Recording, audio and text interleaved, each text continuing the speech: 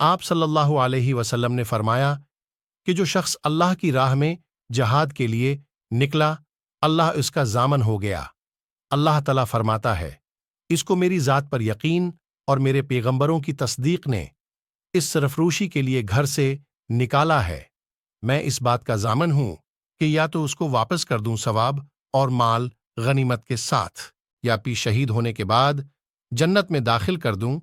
رسول اللہ صلی اللہ علیہ وسلم نے فرمایا، اور اگر میں اپنی امت پر اس کام کو دشوار نہ سمجھتا تو لشکر کا ساتھ نہ چھوڑتا، اور میری خواہش ہے کہ اللہ کی راہ میں مارا جاؤں، پھر زندہ کیا جاؤں، پھر مارا جاؤں، پھر زندہ کیا جاؤں، پھر مارا جاؤں۔